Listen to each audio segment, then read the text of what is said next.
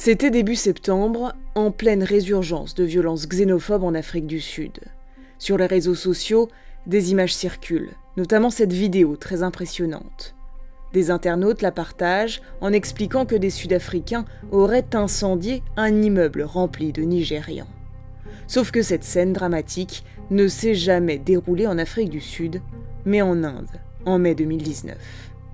Dans cet article de presse, 2 photos sont utilisées pour illustrer les violences de septembre à Johannesburg.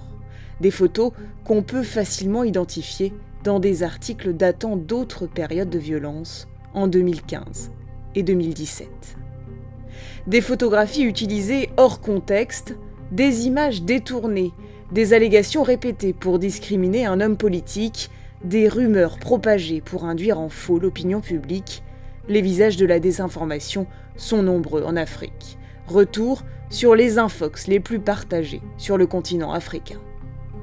Sur cette photo que nous avons préféré flouter, des corps carbonisés sont alignés à terre. La scène a lieu en République démocratique du Congo en juillet 2010, après l'explosion d'un camion-citerne. Mais elle est plus souvent associée, dans le moteur de recherche Google, à un prétendu massacre des chrétiens par Boko Haram au Nigeria. Peter Cunliffe-Jones a fondé il y a 7 ans Africa Check, la première organisation indépendante de fact-checking en Afrique. If you looked in the background of the image, you saw that there were people wearing blue helmets. There've never been UN troops in Nigeria. If you looked in the background, you saw that the language on the shop fronts and buildings was in French. The interesting thing is why those things were circulating, why somebody was seeking to present this as being a terrible massacre of one religious community. Les exemples d'images détournées sont légion, comme cette photo prise par le photographe d'Associated Press Jérôme Delay pendant la crise en Centrafrique, qu'on retrouve en illustration de la crise au Burundi en 2015, d'un lynchage homosexuel en Ouganda et d'une scène de violence lors de la crise au Burkina Faso en 2014. Nous sommes en Pologne, en décembre 2018, 2 mois avant la présidentielle au Nigeria. Le président Mahamadou Buhari est alors au cœur d'une rumeur depuis son hospitalisation à Londres. Il serait mort et aurait été cloné. It's really me, I assure you.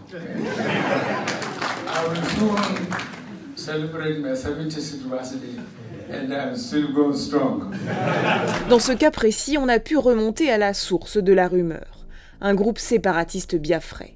Mais le fait qu'un président en exercice doive démentir sa propre mort démontre l'ampleur du problème provoqué par les fake news au Nigeria. Des infox véhiculés le plus souvent par les partis politiques eux-mêmes. En octobre 2018, l'autre candidat à la présidentielle nigériane, Atiku Abubakar, s'était fait piéger. Dans un tweet qu'il semblait avoir rédigé, il remerciait le soutien de la communauté gay et lesbienne. Une manœuvre destinée à le discréditer auprès de l'électorat conservateur dans le nord du pays.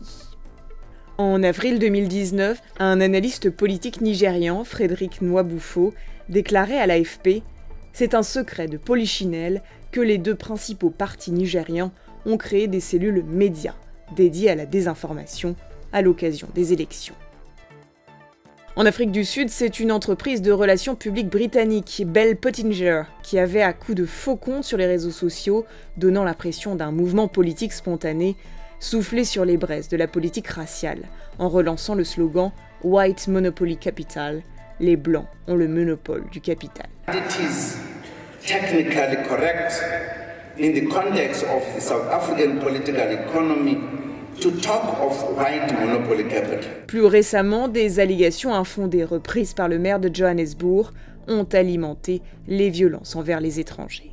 Claims by the mayor of Johannesburg that 80% of the population in certain parts of the city is foreign-born. As far as we can tell, Africa Check can tell, the claim is completely untrue. The figures are complex, they're not certain. The best figure that we've seen is something in the region of 25%, not 80%. But so the fact that that claim was made years ago and repeated and repeated and repeated We have fact-checked it on numerous occasions and it's still being made. C'est en raison d'une fausse information propagée dans les communautés du sud-est nigérian et reprise par les médias locaux que Peter Cunliffe-Jones s'est lancé dans l'aventure Africa Check. Au début des années 2000, le journaliste de l'agence France Presse est témoin d'une rumeur. Une campagne de vaccination contre la poliomyélite viserait à réduire la population dans le monde musulman. La campagne fut un échec total et la poliomyélite a explosé. Même conséquence au Kenya pour le tétanos maternel et néonatal et au Nigeria pour la variole du singe. The claims were that the people going around were vaccinating people to give them monkeypox. That caused panic in southeast Nigeria. Literally tens of thousands of children were kept home from school to stop them from receiving the vaccination. So that sort of misinformation, it can cause social and economic disruption. Les infox sanitaires sont nombreuses et prennent parfois la forme de publicité, comme cette annonce qui vante les bienfaits du gombo, une plante censée tuer 72% des cellules du cancer du sein. Alors, quelle solution ? 1. Confirmer la source de l'information. Pour cela, il existe plusieurs outils. Quand une photo vous paraît suspecte, il suffit de copier son URL et de faire une recherche par image. Africa Check a mis au point son propre service InfoFinder. Il existe aussi le site indépendant de fact-checking TinEye, l'un des plus anciens. 2. Se méfier de l'émetteur. La plateforme Facebook notamment fait partie intégrante du problème de la désinformation. La structure de ces algorithmes déjà filtre les contenus censés vous intéresser et crée des communautés qui vous conduisent à ne côtoyer sur la toile que des individus qui pensent comme vous. Autre procédé, la sponsorisation. Seules les images sponsorisées ont des chances d'être lues largement.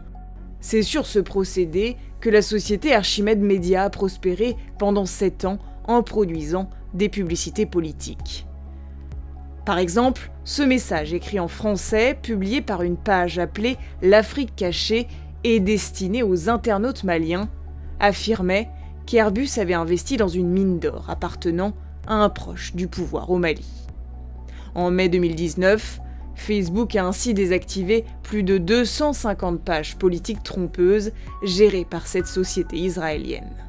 Facebook qui a lancé, avec plusieurs partenaires, un programme de fact-checking dans 15 pays d'Afrique. Pour en finir avec l'intox sur le continent, il faut inviter les citoyens à questionner l'information, former les médias locaux, impliquer les autorités et convaincre les personnalités publiques. Africa Check l'a bien compris et a lancé une expérimentation sur les infox sanitaires au Nigeria. We're working with 5 or 6 other media houses to bring to the surface this health misinformation that is circulating, prove that it's health misinformation, and then bring together a network of the Nigerian Medical Association, the Nigerian Centre for Disease Control, the NGOs who work in the sector, community-based organizations, the Education Ministry, the Health Ministry, so that when we have agreed with this wider body what are the 10 most damaging examples of health misinformation circulating in the country, they can then take that understanding back to their communities and they translate it into their languages. Nigeria, there are more than 500 languages, but so working with others, we can then have a much wider effect. Faire front commun, c'est tout l'enjeu de cette bataille contre la désinformation, bataille qui, ne l'oublions pas, ne se joue pas que sur les réseaux sociaux.